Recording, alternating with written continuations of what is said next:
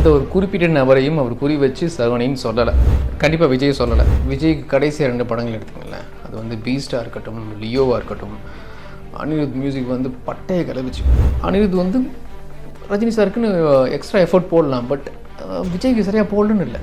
வேட்டையன் வந்து செம்ம ரேஸியாக screen play வந்து விறுவிறுன்னு போகக்கூடிய ஒரு கதைக்களம் தான். இன்ஃபேக்ட் ஞானவேல் அவர்கள் இதுக்கு முன்னாடி இயக்குன ஜெய்பீம் படத்தில் கூட கிட்டத்தட்ட ஸ்க்ரீன் பிளே வந்து ரொம்ப சூப்பராக இருக்கும். கண்டென்ட் ஸ்ட்ராங்காக இருந்தாலும் ஸ்க்ரீன் பிளே வந்து கிட்டத்தட்ட ஒரு இன்வெஸ்டிகேட் பண்ணி சூர்யா போகிற மாதிரி தான் இருக்கும். அதை விட இதில் ரேஸியாக இருக்கும் தான் நான் கேள்விப்பட்டேன்.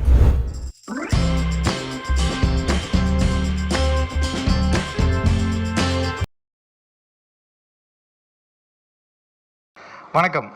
ஹலோ, வணக்கம். வேட்டையன் ஆடியோ லான்ச் விழா நடந்து முடிஞ்சிருக்கு.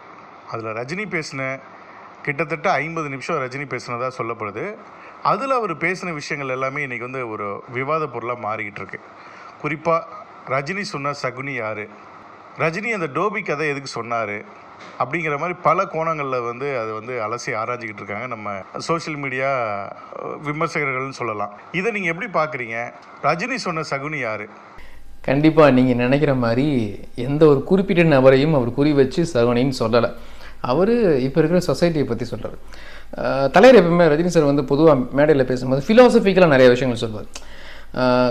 கதை நிறைய பேர் சொல்லலாம், அறிவுரை சொல்லலாம், பட் ஃபிலாசபிக்கலாக அவர் சொல்கிற விஷயம் ரொம்ப நமக்கு ரிலேட் பண்ணிக்கிற மாதிரி இருக்கும். ஏன்னா அவர் நிறையா ட்ராவல் பண்ணுறாரு, நிறையா மக்களை பார்க்குறாரு, நிறையா புத்தகங்கள் படிக்கிறாரு. ஸோ அவர் சொல்கிற அந்த சகுனி அப்படிங்கிறது வந்து இப்போ இருக்கிற லைஃப்பில், இந்த லைஃப் ஸ்டைல் 2024 இப்போ இருக்கிற ஜென்ரேஷனில் வந்து பார்த்திங்கன்னா நம்மளை சுற்றி நமக்கு குளிப்பறிக்கிற ஆட்கள் நிறைய இடங்களில் இருப்பாங்க. ஸோ நீங்கள் ரொம்ப நல்லவனாக இருந்தால் வேலைக்கு ஆகாது. கொஞ்சம் சாணக்கியத்தனமும் சாதுரியமும் வேணும், சாமர்த்தியம் வேணும். நீங்கள் கொஞ்சம் ப்ரில்லியண்ட்டாக இருக்கணும், ரொம்ப அப்பாவே நல்லவனாக இருக்கக்கூடாதுங்கிறது தான் அதனுடைய பொருள். ஸோ எனக்கு தெரிஞ்சு யாரையும் குறிப்பிட்டு அவர் வந்து சகுனின்னு சொல்லலை. இன்ஃபேக்ட் காக்கா கழுகு கதையே அவர் அந்த மாதிரி சொல்லலைங்க. மறுபடியும் நானும் நிறையா வீடியோவில் அதை பற்றி பேசியிருக்கேன். ஏன்னா அந்த வீடியோ முழுசாக பார்க்கும்போது அவர் ஜெயிலர் ஆடியோ லான்ச்சில் பேசும்போது பார்த்தீங்கன்னா அதாவது ரஜினி சார் அந்த மாதிரி சினிமா இண்டஸ்ட்ரிக்குள்ளே வரும்போது, தமிழ் சினிமா இண்டஸ்ட்ரிக்குள்ளே வரும்போது இங்கே அவருக்கு எதிராக நிறைய பேர் செயல்பட்டுருக்காங்க.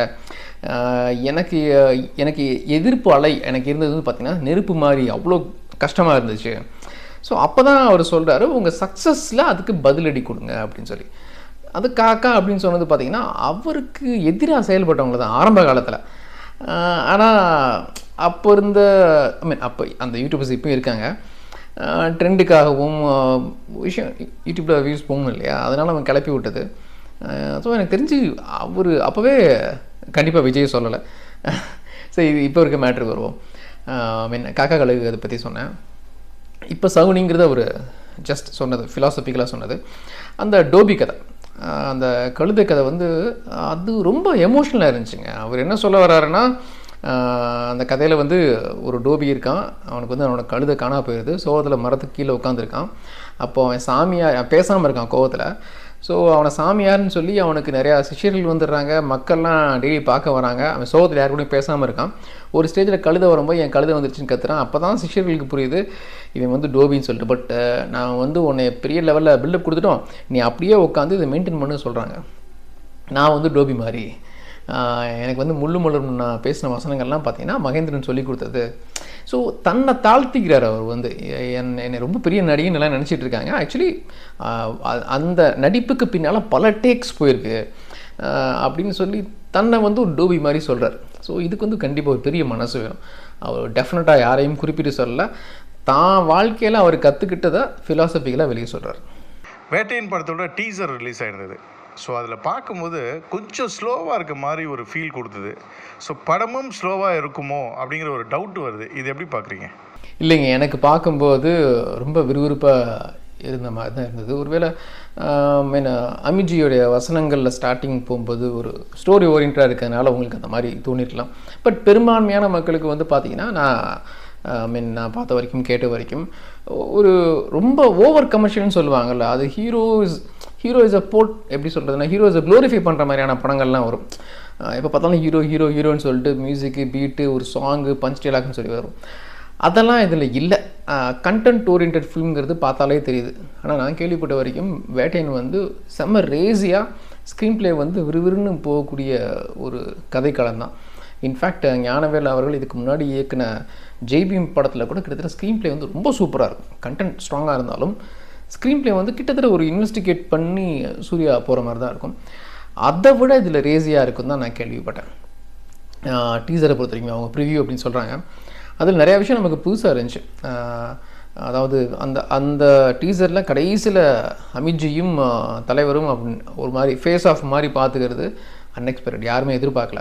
அமித்ஜி உள்ளே இருக்காருன்னா அவரை ஓகே ஒரு கெமியோ மாதிரியோ கெஸ்ட் ரோல் மாதிரியோ நடிக்க வச்சுருப்பாங்கன்னு தான் நினச்சாங்க. பட் அவரோட வாய்ஸ் ஓவரில் தான் அந்த படத்தோட டீசரே ஸ்டார்ட் ஆகுது. இன்ஃபேக்ட் அவர் ரொம்ப ஸ்ட்ராங்கான ரோல் பண்ணியிருக்காரு போல இருக்குது. நம்ம அசால்ட்டாக நினச்சிட்டோம். ஸோ அது அமித்ஜி கதாபாத்திரம் டோட்டல் அன்எக்ஸ்பெக்டட். டீசர் எனக்கு தெரிஞ்சு ரொம்ப சூப்பராக இருக்குது. ஜெயிலரில் பார்த்தீங்கன்னா அவர் வந்து ஒரு ஜெயிலர் கெட்டப், அதாவது போலீஸ் கெட்டப்பில் தான் இருந்தார். அந்த யூனிஃபார்ம்லாம் போட்டிருந்தார், நம்ம பார்த்தோம். இந்த படத்துலேயும் வந்து ஒரு போலீஸ் ஆஃபீஸராக தான் நடிச்சிருக்காரு ரஜினி அவர்கள். ஸோ அடுத்தடுத்து வந்து ஒரு போலீஸ் கெட்டப்பில் ஒரு போலீஸ் யூனிஃபார்மில் வந்து வர்றதை வந்து எப்படி பார்ப்பாங்க மக்கள்? ஏன்னா ஒரு வேரியேஷன்ஸ் இருக்கணும் இல்லையா? ஸோ சேம் கதை சேம் ஒரே மாதிரி போகுது அப்படின்னா ஒரு போர் அடிச்சிடும் இல்லையா? ஸோ அதுக்காக கேட்குறேன், வேட்டையினா மக்கள் எப்படி பார்ப்பாங்கன்னு நினைக்கிறீங்க? இல்லைங்க, அப்படி எடுத்துக்க முடியாது. இப்போது ஜெயிலருக்கு முன்னாடி வரைக்கும் பார்த்தீங்கன்னா ரஜினி சார் வந்து போலீஸ் யூனிஃபார்ம் போட்டாலே படம் ஓடாது அப்படின்னு ஒரு நம்பிக்கை இன்ஃபேக்ட் அவருக்கே இருந்துச்சு. அதாவது 3 முகம் தவிர அவர் போலீஸ் யூனிஃபார்ம் போட்டு நடித்த நிறையா படங்கள் பெருசாக படம் நிறையா படங்கள் நிறையா சொல்லலாம். அன்புக்கு நான் அடிமை அப்படிங்கிற படம் அது வந்து பெரிய சக்ஸஸ் கிடையாது அந்த காலகட்டத்தில்.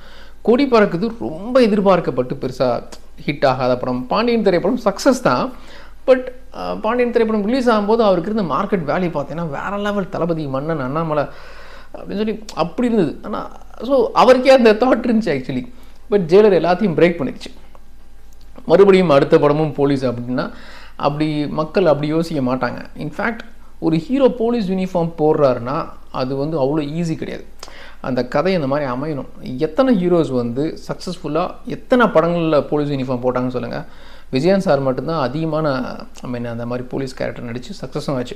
ஸோ எல்லாருக்குமே செட் ஆகாதுன்னு சொல்ல வரேன். அடுத்தடுத்த படங்கள் பண்ணால் கூட அது வந்து அவ்வளோ ஈஸியாக அந்த கேரக்டர் கிடையாது. ரொம்ப ஒரு மேன்லியான ஒரு ரோல் ஒரு போலீஸ் யூனிஃபார்ம் போடுறதுங்கிறது. அது ஒரு கெத்தான ரோல்.